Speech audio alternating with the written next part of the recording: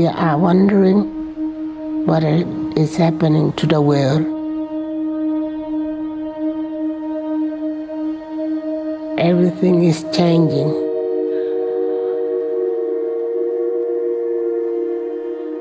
The very idea of human being some sort of natural concept is really going to change. Our bodies will be so high-tech, we won't be able to really distinguish between what's natural and what's artificial. Inside our own heads is the most complex arrangement of matter in the known universe.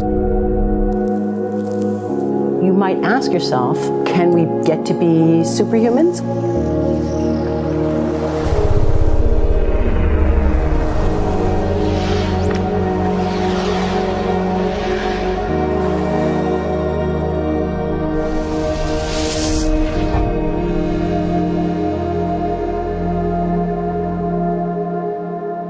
The original Industrial Revolution was driven by the discovery that you could use steam engines to do all kinds of interesting things.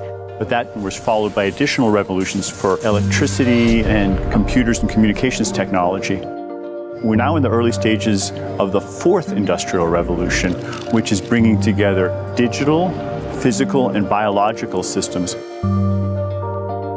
One of the features of this fourth Industrial Revolution is that it doesn't change what we are doing, but it changes us.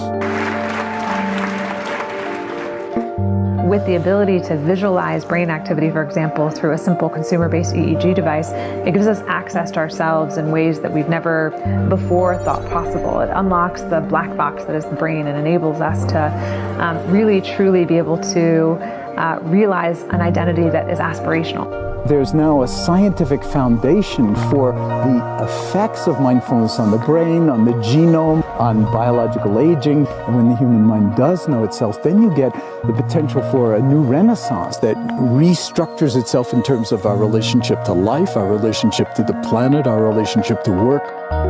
We need a different economic model.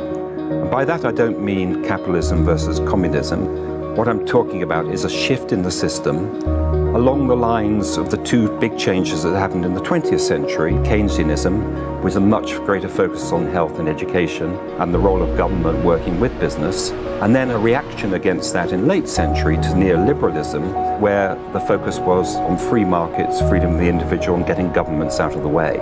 We need a shift to a new system that will allow us to meet the basic needs of every human on the planet, that will live within planetary means, that will be fairer, and that will be focused as its key goal, not on growth per se, but on maximizing human well-being. And history tells us that a values shift is triggered by creation of a new story about how we want to live.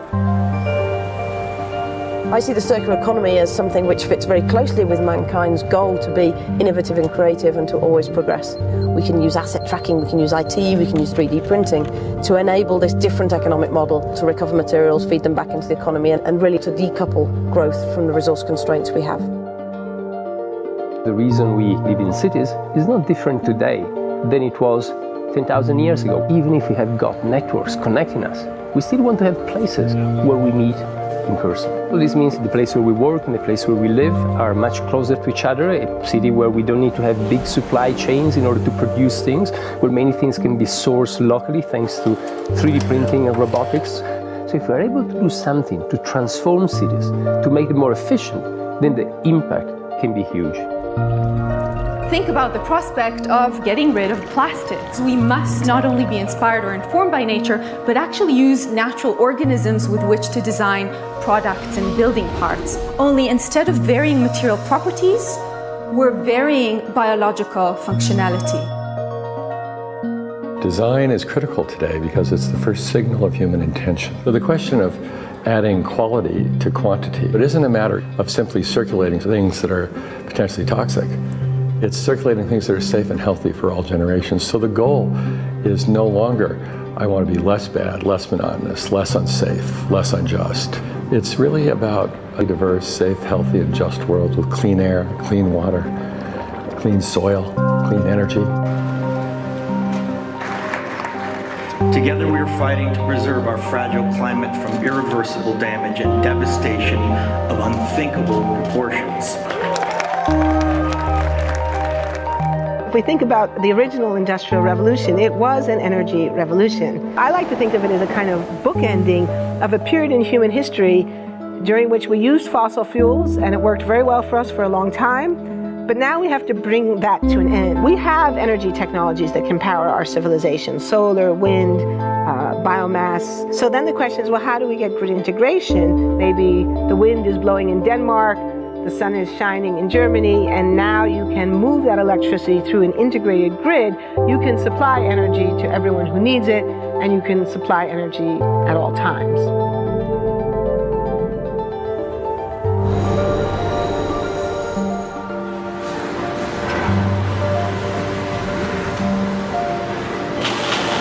Walking around, you do see different stuff as far as like the body marriage line.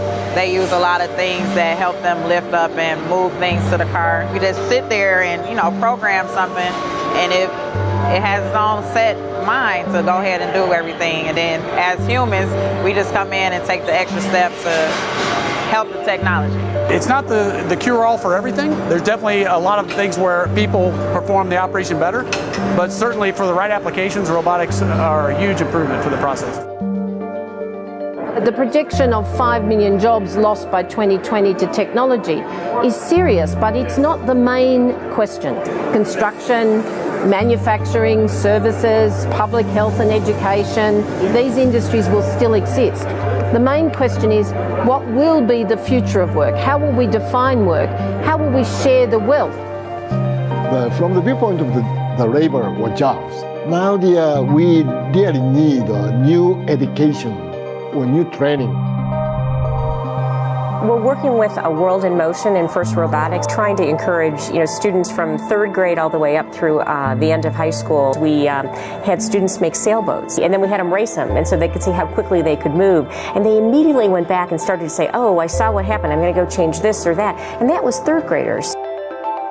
I've just given a prize to a kid of 18 years old that has discovered something really very, very unique. Came up with how to get better productivity and better yields for seeds of corn. And so he basically came with the idea that if you would perforate these seeds, you would get more food. And you think about it and say, but he didn't go to university. So how does he get all that knowledge? And he told me, I mean, I've been watching YouTube since the age of 12, and I'm so interested that I've seen everything about it. I've read everything about it. The world is really open to learning. The thing is, how do you give the incentive to your kids to do that?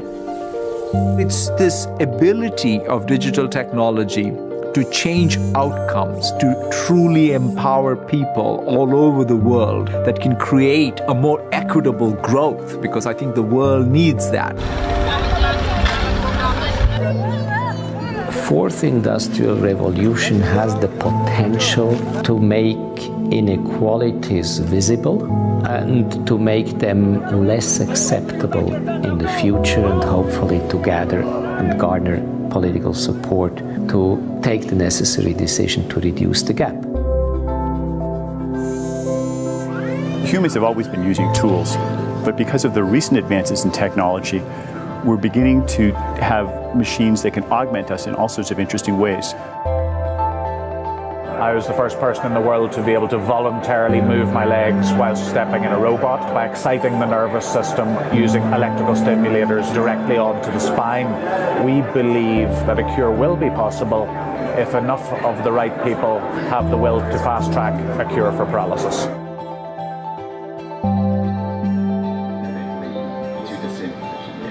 We take two things from the patient. First, we take a 3-dimensional X-ray and we extract the 3-dimensional data out of that so we can make a perfectly shaped puzzle piece. And then we also take a sample of fat tissue from the patient so that we can extract the stem cells out of those.